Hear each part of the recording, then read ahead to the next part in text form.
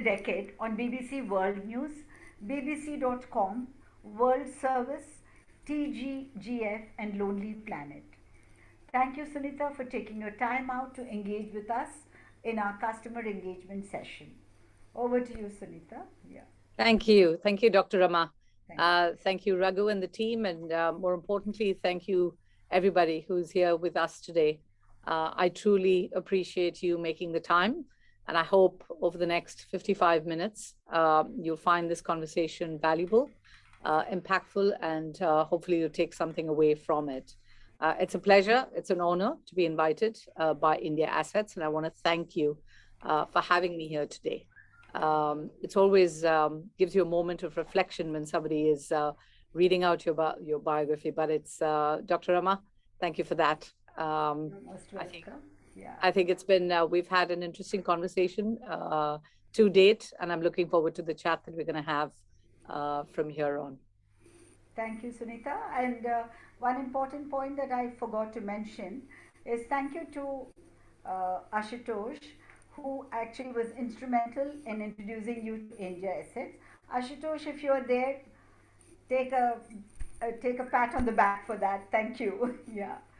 So, well, yours is a very interesting personality and very diverse kind of an experience, Sunita. But before we get on to the mainstream of business, I had certain very, very pertinent questions for you, and I'd be very happy to have your views and perspectives on that. So, as a woman in a leadership role, what is your take on breaking the glass ceiling as well as opportunities for women to lead organizations? An interesting question. And I think the one thing that I've always kept very close to my heart and maintained very much front and center of my professional and personal journey is not to really think about it as a glass ceiling. I know it exists, and certainly in the world of real estate, as we've seen over the years, it's very much a man's world.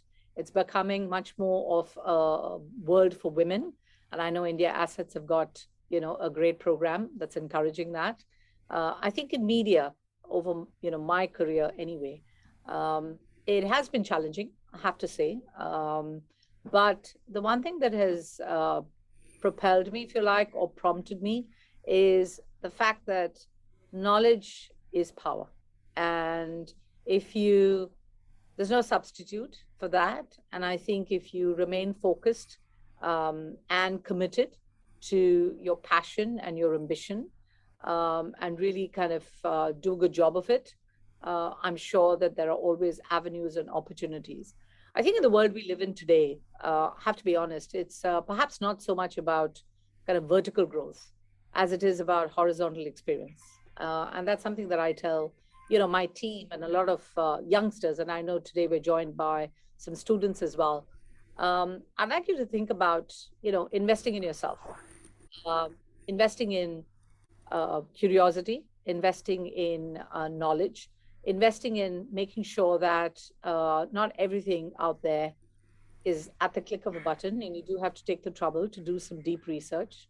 But when it comes to females, women in business, and certainly looking at leadership, we're in a very different environment that we live in today. And I think it's much easier, perhaps, for women today, or should I say relatively easier as compared to when it was when I was growing up, or when I was growing up in the business of news and news media. But the one thing that remained true is that you've got to put yourself in areas of kind of learning and push yourself into, push the boundaries really, and be able to speak up for yourself and remain true to who you are. I think that's important. It was important then, and it's important today. Yeah. So, the glass ceiling does exist, but if you think about it, it becomes more of a blocker than an enabler. Yeah, thank you. As a matter of fact, you did make a mention about, the real estate, and we are in the real estate space, and as you know, it is mainly a male-dominated industry. But just to, kind of let you know, one of our co-founders, Seema Harsha, she started something called this Wire, which is Women in Real Excellent. Estate, and Excellent. we are very proud to have her as our co-founder of the real estate space. And she has roped in a lot of other women as well. So, as you rightly said, I think it just requires the courage and conviction to actually, pioneer into untrodden territories and, make it kind of happen. And I think that a woman has the strength to do that. Yeah. So from Absolutely. there, yeah. So from there, let us move on to something on inclusion and diversity. Sunita, I know you're a champion for inclusion and diversity. How does Bloomberg support this cause? Oh, it's something that's very, very close to the not just the company, but our founder, Michael Bloomberg. For those of you who are not aware, Michael Bloomberg is our single shareholder. We're a privately held company. And his vision and very much his commitment to the 21,000 employees that we have around the world is to have a voice. We encourage, diversity of gender, race, abilities, thought. And I think, as a organization, this is not just one of our culture commitments. It's something that we are deeply committed to, we invest in, and we want to make sure that we allow for both the employees to have the opportunity to prosper, to grow. And we encourage both in our hiring and recruitment strategy, as well as in the activities that we have as staff members of Bloomberg, where we are very committed to diversity and inclusion. As a leader for the business, I have the opportunity to represent Bloomberg Media on our global diversity and inclusion council, and we have, a very rigorous and committed program of activity throughout the year. In fact, as business heads, we have to report on our diversity and inclusion program as much as we have to report on our business results. So that will give you an indication of how important it is to our founder and owner, our chairman, and the leadership at Bloomberg Media. Yeah. It's very interesting and nice to know that many of the companies have now made this a very big priority. As you say, apart from business, inclusion and diversity has become a must in most organizations. There are very senior people driving this in organizations, and it's good to see that this has actually found its place. So, Yes, yeah. yes. In fact, more recently, we commissioned a study across Asia Pacific, and this was, very much coming out of COVID in a kind of post-pandemic world. I know we're still living with that in a number of countries across the region, but it was important for us to understand what the next generation of leaders are thinking about and what is their kind of change mindset. So we interviewed kind of 1,000 leaders across Asia Pacific, and two or three kind of headline trends, if you like, or takeaways, is we're seeing, and we call them modern leaders because age should not be a determinant, neither should your title. And so when we're thinking about the next generation of leaders and when we ask them what's the biggest change that they have seen, it's very much about an inclusive leadership. And by that, they meant that corporate strategy cannot just sit in the boardroom anymore. It has to be very much an inclusive strategy with all the employees. But it's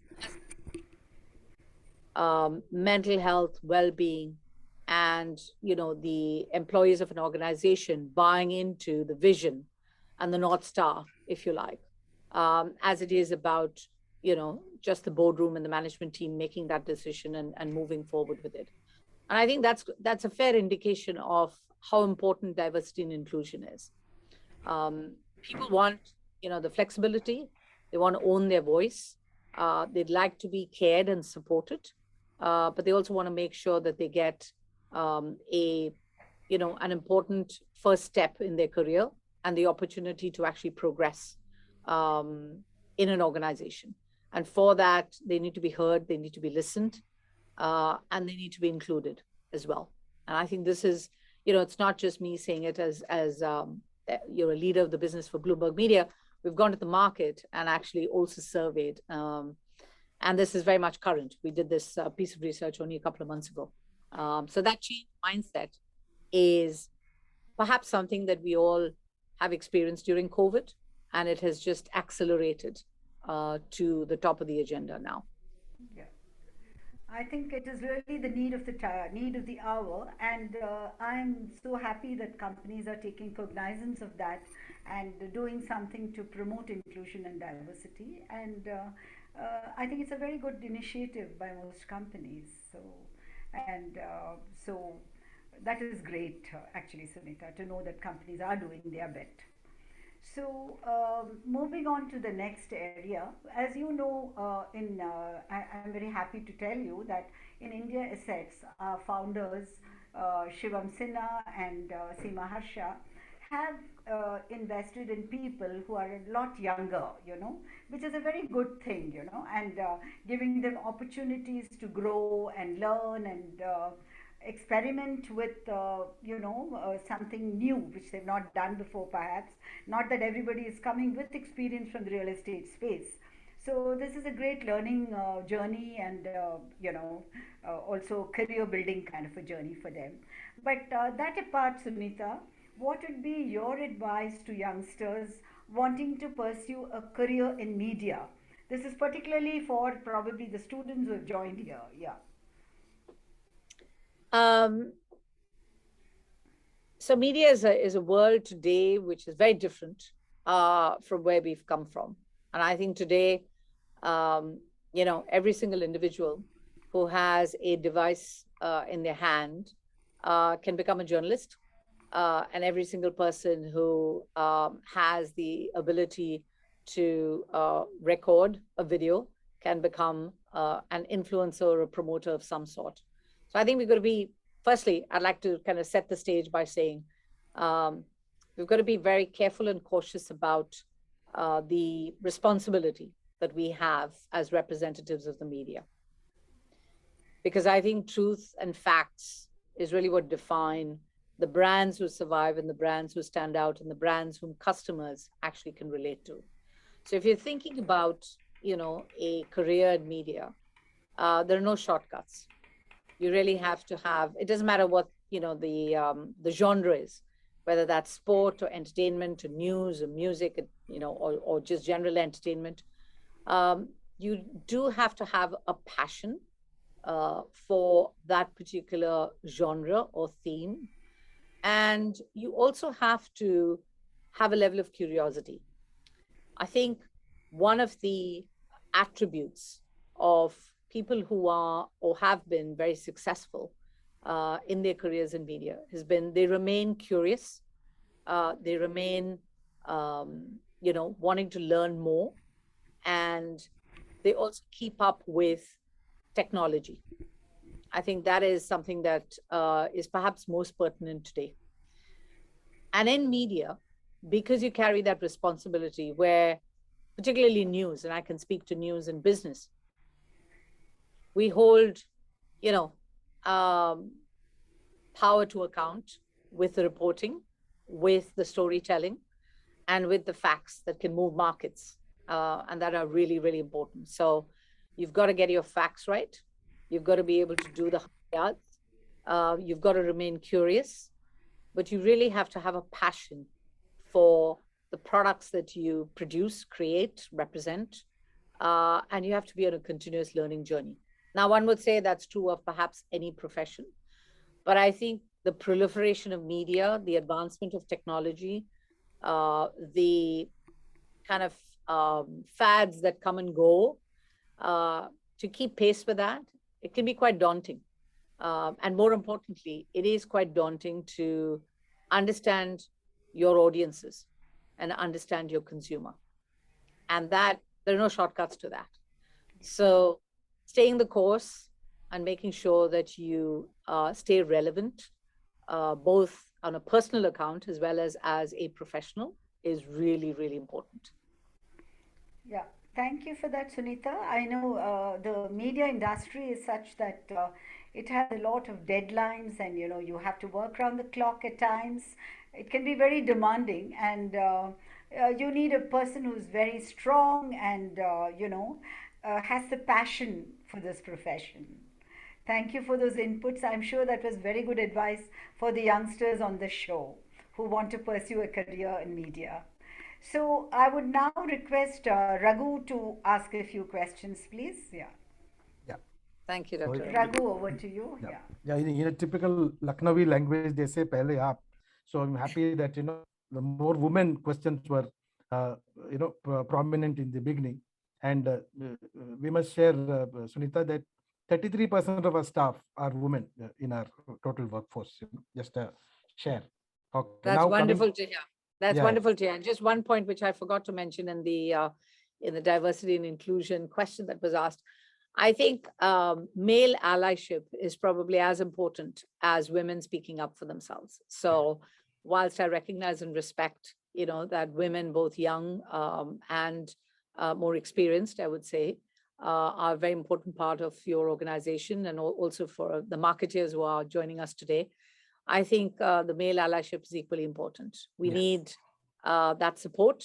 We need that encouragement. And we certainly need that platform to be able to own our voice. yes. So this is just a call out to all the men on the call as well. So nice. Okay, now coming to the subject which you love, you are in a space marketing or time marketing zone. The metaverse, which is making so much noise, is also the cryptocurrency of the social media world, I would say. Your take about it? What are the challenges, and are there any pitfalls to it? Yes, I think we've only just seen the beginnings of it. It's very much an early stage, I think, with the metaverse. There are many other virtual worlds, obviously, that we still haven't seen, we probably haven't experienced. And I think everybody, it's a bit like, the football analogy. When you have kids playing football, everybody runs towards the ball. It's like everybody's running towards the shiny new toy. And I know that, brands are excited and intrigued and very interested in participating. It's not, it's expensive as well. But, we haven't seen the true kind of extent, if you like, of the virtual worlds. We could have tokens, we could have wallets, we have avatars. So this is not just about a playground. This is very much about an opportunity where transaction, where commerce, where a number of our, existing legacy businesses could find an alternative and a new route, or even set up as a brand new kind of virtual business. So for me, it's and one of the things which I think I'm quite interested, and I've been reading a lot about it, is blockchain and blockchain wallets. I think that could transform and certainly provide a very strong engagement channel. This could really transform e-commerce, which I know is obviously a very big part of the industry in India and the consumer journey. But I think those could be quite interesting. So whilst brands are buying soccer stadiums and billboards and lots of other entertainment spaces in the metaverse, we should kind of tread with caution, wait and watch.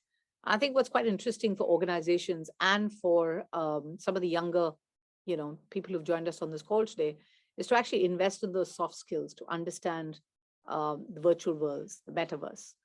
And as we see more virtual worlds appearing in the public domain, we want to be ready for that. We want to be ready, whether that is as an entrepreneur to set up a virtual business, or whether it is a legacy organization that is on that journey of digital transformation. So exciting, interesting, but could also be a wait and watch. Great, lovely answer, I would say that. And now coming to the traditional brands, they don't embrace new age media so very easily, because they always feel that it is the traditional media brands which build a brand. Okay, but how are you happy how they're taking the new age media, and are they able to understand their consumer needs and going by the song? So I think as media professionals, as publishers, and those of us, in this industry, the one thing that we think about every single day. And I think it's important for all organizations to think about it. We think about it as audiences. All of, Indiassetz and all the other companies probably think about it from a consumer point of view. And I think the consumer journey has changed. The consumer decision-making process is now very much a circular journey. There are kind of 4 phases. Might sound simple, but I think what's interesting for marketeers is to understand the touch points and the different moments of marketing, really. So when you talk about new media, I kind of, I don't quite like the distinction of old and new, because I think, there was a time when I heard, for the longest time, I heard TV is dead. And I think thanks to some politicians that I won't name names, the TV era came back 5 years ago. True. Everybody was watching the large screen because of what was playing out. Quite often you hear the term in India, for example, that print is not going to survive. But print is thriving and print is doing really well. And so you may classify them as old world media, but they're not. So I think coming back to your question about how do you grapple with this and how do marketeers kind of think about this, I think we've got to think about it from our consumers' point of view. And the consumer journey, whether that's, the initial consideration, whether that's the active research and the initiation to purchase, whether that's, buying and purchasing a brand, or the post-sales consumer experience, I think marketeers have to evolve. They've got to evolve the way in which they put together their marketing strategy. They've got to also be very cognizant of the fact that they perhaps have to be at every stage of that journey, because those moments in marketing are what can play the most critical part in influencing a brand and influencing a decision. It is expensive, but you've got to make some tough choices. You've got to be where your consumers are, and you've got to be very prudent about that. So rather than exhausting your marketing dollars and your energy in focusing on old media because they have scale and reach, versus new media that people are kind of grappling with because the ROI and the metrics are perhaps not there, you've actually got to think about your consumer and where they are and be where they are. Great. I mean, supplementing the same thing, I would say another question adding to this. Now, big brands have big budgets, okay? But, we are talking on a yoga day when Baba Ramdev himself runs a industry of more than 10,000 crores. So, but, his advertising spend, which is your bread and butter, has not been as big as levers, so to say. So how does the big brand, take the challenge of managing another big brand virtually, who has grown up in a very short span? So, I mean, how do you think that, the synergy, works for both? So I think brands were always small at one point in time and they became big, whether that's a personality brand or whether that is a consumer brand. Perhaps not looking in the rearview mirror and really focusing on, who you are and what you stand for. Again, might sound very simple, but I'm a big believer in focusing on your core competency and what is your niche, and really, what do you represent for the consumer and for the audiences. As an organization, and really this is for a number of companies, and we've seen this across a lot of the clients that we work with as well. The voice of the consumer needs to be owned by everybody in the organization. This is not just a role or a responsibility for the brand marketing team. I think everybody has to come together, particularly in more nimble, startup, agile, smaller organizations, or what you call smaller brands, as they're looking to grow and make a name for themselves and connect with your consumers. You've got to have product development, data management, marketing, branding, PR. Everybody's kind of on the same page. And the only person who can do that is the chief marketing officer, to bring all of that under their kind of leadership. And why that is important, because I think all messaging, whether that's paid, earned, or owned, has to be of value to a company. And you've got to be able to harness that in a very synchronized fashion to get that message right and get that message across. Because just buying media is not going to solve that. You've got to be authentic. You've got to be able to respond to your consumers. And you've got to make sure that, every touch point of the consumer is reflective of that particular brand positioning and values of the company that you have. So yes, you may say it's the kind of, the big brand versus small brand, but I think everybody has their own niche, and they've got to grow with connecting those dots, firstly within the organization, before they try to kind of, go out there and make a big splash. Because I think that's quite effective. And we've seen that with a number of smaller brands that make quite a statement. Thank you. Rima, take off, please. Yeah. Dr. Rima, you're on mute. Yeah, that was an interesting conversation with Raghu. So let me ask you a few more thoughts from you. What are your thoughts on influencer marketing, Sunita?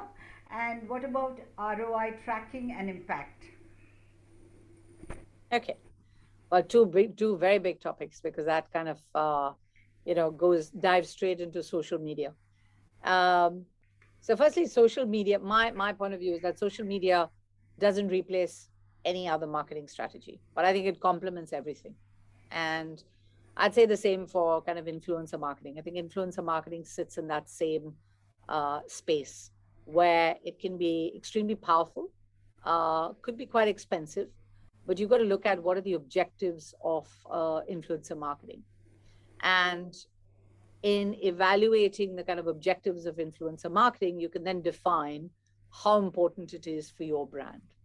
So what do I mean by that? When you think about content, influencers, whoever you select, charge a fee, but they come with a following.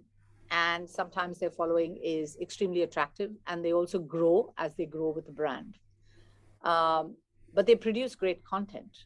And so you might want to stop and think about, do I need to spend large sums of money on producing content when my influencer marketing can help me produce that content, which has a certain level of kind of scalability and sustainability, and it'll help me because I don't have big brand budgets. And I think influencer marketing can help me with that content, and it can live, right? The second is, you think about the objectives of marketing. And if you are attributing some of your brand marketing budget to social activity, it doesn't matter which social platform you're buying, you want to look at your influencer strategy, and you want to look at how well that is doing versus your Facebook or Instagram spends. And I think from an ROI point of view, it's quite easy to be able to define those metrics and see which is working. And if influencer marketing is working, then at a certain point in time in a brand's journey and your communication, you might want to dial that up versus what you're spending on, on social media as kind of paid for media. So just to kind of wrap this all up, I don't think influencer marketing is for every brand and every message. Again, be very selective in influencer marketing, but you've got to be very consistent as well. And that consistency comes with building a body of work, whether that's content or some other kind of expression or creative expression that influencer brings with them working with your brand. Because more of a shelf life, if you like, as compared to perhaps some of the other marketing activity or media expenditure. Social listening is really important. How much is the content shared? What are people saying? Has it created a kind of positive story for the company? These are tools that have to be invested in if you want to invest in influencer marketing, because that kind of ecosystem is quite often something that has to come together for you to evaluate whether that's worth it or not.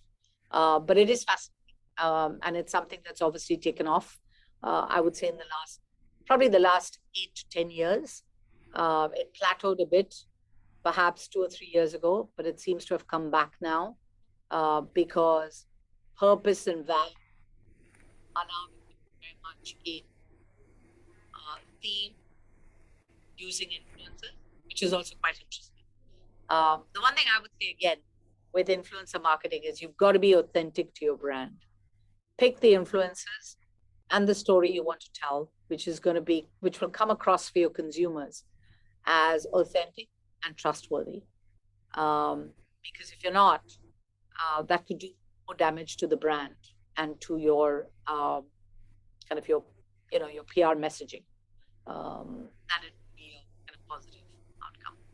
I hope that answers the question. Yes, Sunita. So, in a sense, I would say what you were saying is that influencer marketing is not for all products. So it would vary. It depends on the product and also, the suitability of the thing. So thank you for those very useful inputs. Now I would like to move on to another area.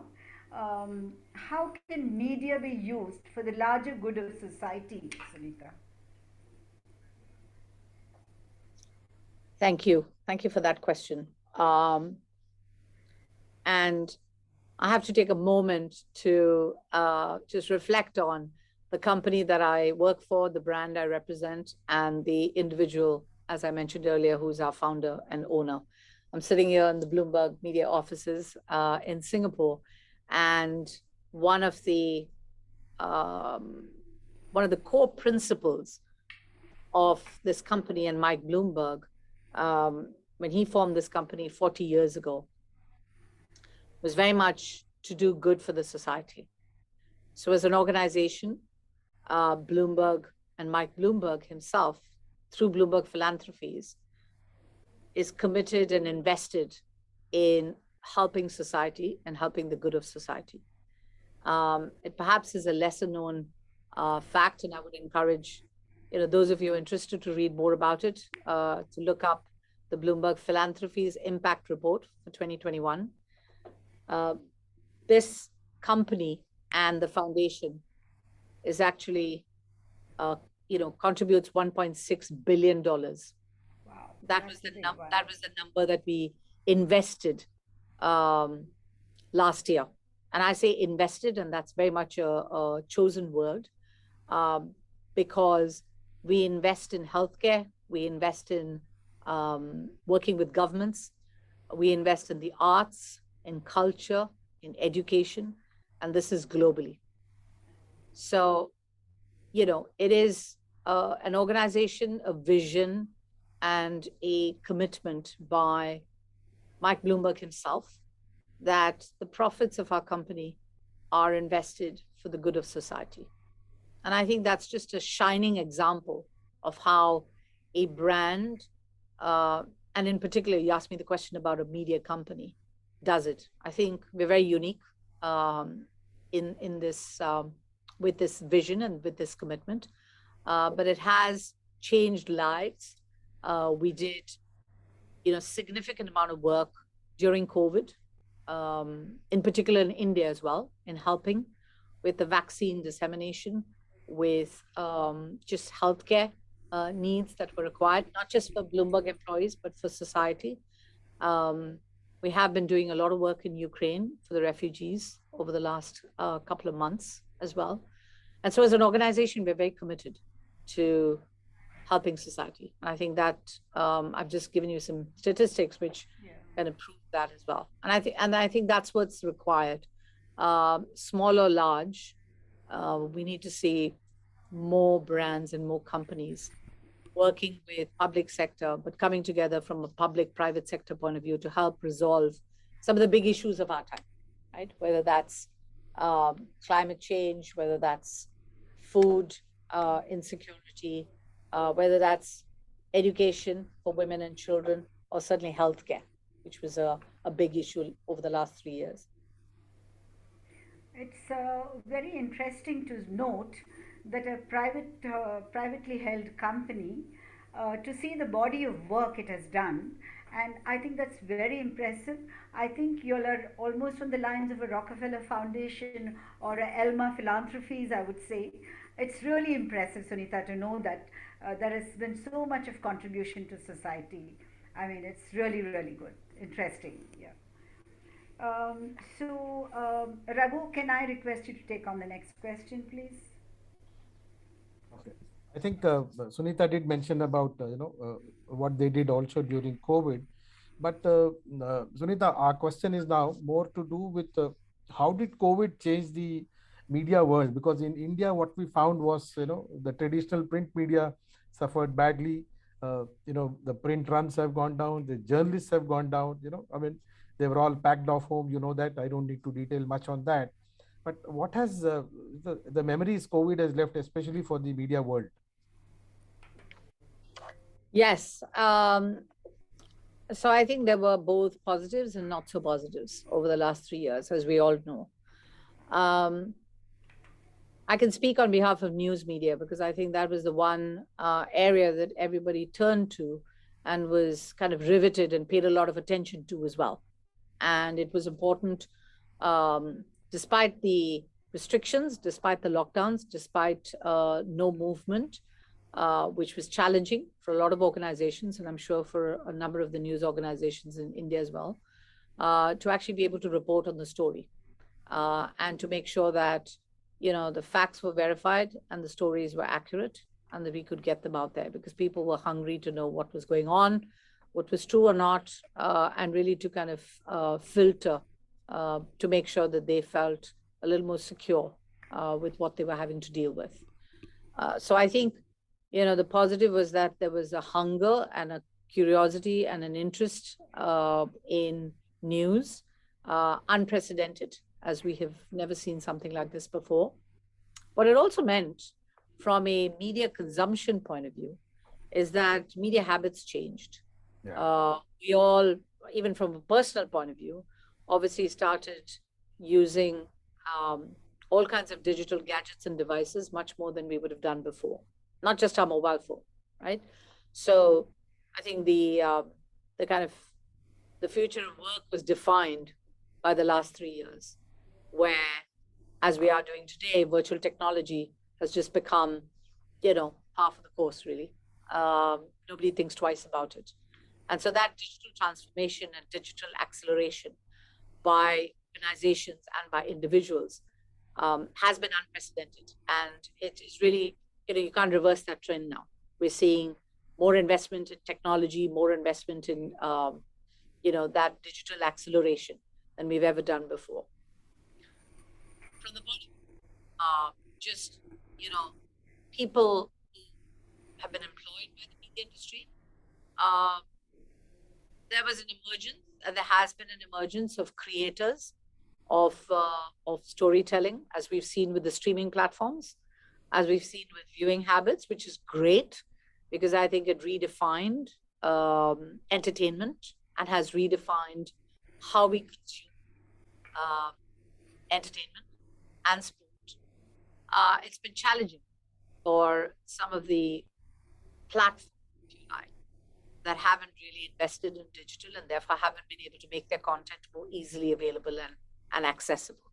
Because restricted movement of people meant that people weren't going out to buy their magazines and print and newspapers but on the other hand, it has allowed for a positive kind of emergence of new forms of media and new ways of consuming content as well. So I think that, as with any industry going through disruption, COVID created both sides of the positive and the not so positive. But yes, I have to accept it's been challenging because there's been a lot of consolidation. There's been a lot of kind of pausing on investment because bottom lines have been impacted. And the good news is that we're now seeing the recovery and the resurgence. So we're not out of it yet. And I wouldn't say we're completely out of the post-pandemic world. But we are seeing a strong rebound. And I hope that, some of the headwinds that are coming at us, whether that's inflation, food prices, which is all kind of very much happening as we speak, that doesn't impact us yet again in the way in which we've kind of been hit in the last 3 years. So it's been a change. It's been an accelerated change for the media world. And it's required companies and brands to pivot on their strategy and to adopt new ways of connecting with their consumer. Okay. And I think we get a lot of positives from that as well. But as an outsider, how do you think the traditional large Indian media brands, they lost so much? Who gained? As an outsider, I'm asking you because you're not an insider in India as such. So who gained actually in the bargain? I'm not sure. I'm not sure whether um, perhaps social media platforms gained quite a lot, because we're seeing certainly amongst the younger demographic, obviously, and nowadays it's across age groups. People tend to turn to social media for their information, for their news, for what's happening. We all have to be careful about what we consume and whether that is the fact based or not. So I'm not sure there. I'll tell you who gained is are the brands who were able to connect with consumers and connect their stories with consumers. It was a true test for good storytelling and good journalism. Well said. That was a great conversation, Sunita. And I'll just check if there are some questions for you. Sure. Isha, can you put your camera on and please ask? Isha? Isha, please unmute yourself. Okay, I think I will go ahead and ask the questions. This is from Isha Sinha, one of our staff. It is said that design is the silent ambassador for the brand. How do you measure the impact of branding from such silent symbols? Also, how to design such an ambassador and what are the best practices? That is her question to you. Okay, I shall try and answer that. But again, there's a lot to unpack in that question. Logos and icons can be memorable, but it really is, if we're talking about design, it is designing your voice as well. So, what does the brand stand for and what are you going to say in addition to a great logo or a great kind of iconic image that you're going to represent for your audiences. Brands tend to kind of stick with their logos and their design, and some change completely. But I think what remains in the minds of the consumer today, and the consumer is very discerning, they are very, very selective, and they're very they're not that easy to please anymore. So when you think about design, you think about a brand promise, you really have to root it in your values. And you've got to look at, are we making sure that we're not alienating any of our audiences? We're not being, too kind of design focused and less content focused, because the two kind of go hand in hand. And ultimately, it is about, what is memory, what is the impact you're going to leave with your consumer? Are they going to be curious? Are they going to be interested? Are they going to want to connect with you to find out more? So my kind of word of advice would be, think really carefully about your entire communication ecosystem, because as I mentioned earlier, owning the voice of the company with the consumer is really important. So you want to make sure that all your touch points capture that, rather than just the brand design, so to speak. So thank you for that, Sunita. I do know that you have a meeting to go to after this. So may I ask one final question, please? Sure. I'm happy to answer any other questions. I think we have a little bit of time, but yes. What are some of the best books that entrepreneurs can read on branding, and who are the branding gurus you swear by? Your personal choice here. So My kind of, I guess, one of my heroes is Michael Jordan. I played basketball for many years in school and college in Mumbai. I still do sometimes if I can. And so I do love kind of his game, his quotes, and I think there's a lot to learn from that one individual. So his book and anybody who's read about Michael Jordan would be able to share this sentiment with me.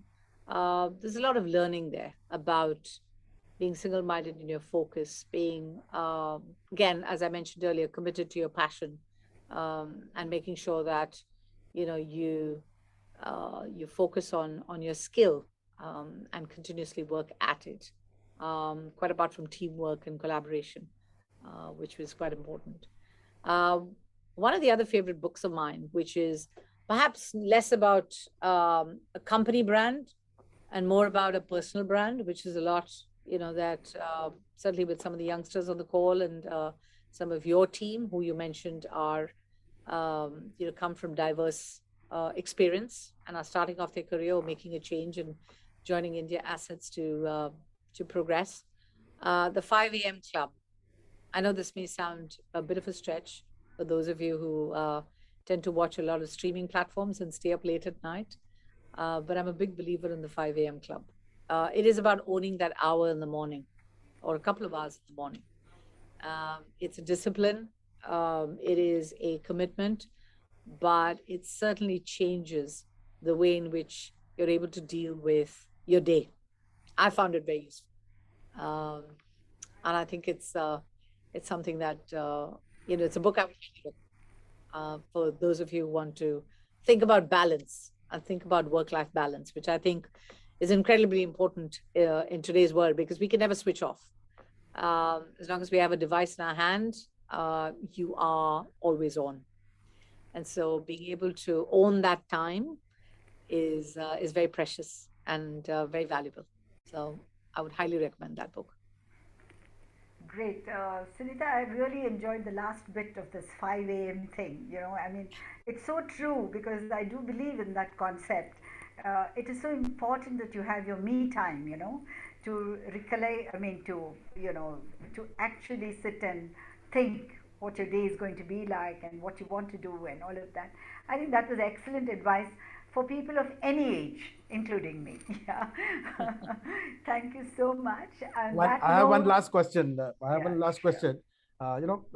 Sunita did mention in the beginning that real estate is a male-dominated business, and I think Sunita will also agree that media is also a male-dominated business. Of course, off late things have been changing more on the anchorship part. But how was your journey? Was it seamless, or was it a seamless journey for you that you climbed to this spot? So I have to be honest. The media industry actually is not male dominated, contrary to popular belief. I think as I grew up in media, both in India as well as in my kind of career overseas, there are a lot of women in media. They tend to do the kind of number crunching, planning, strategic kind of analysis, and all of that really well. And so it's, thankfully, at least on the media side of the business, we've had a lot more women.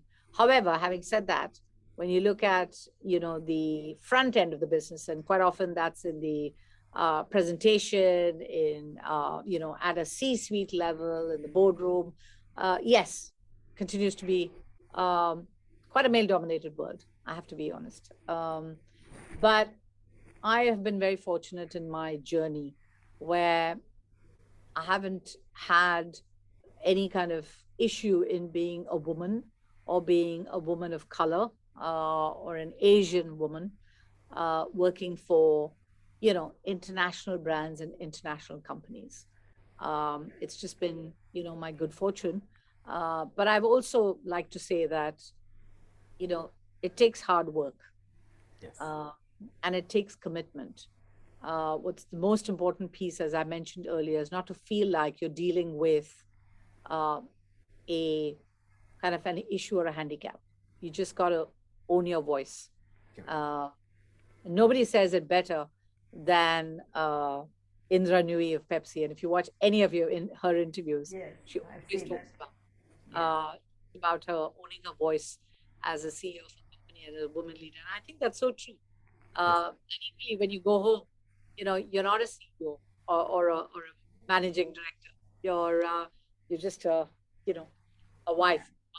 Yeah, she does talk about going down to buy a liter of milk in Yeah. Ranui. She talks True. about that in one of her Yes. statements. I think the beauty that comes with women in leadership is that they can wear many hats, they can balance many roles at one time, and they can navigate through, right brain and left brain thinking really well.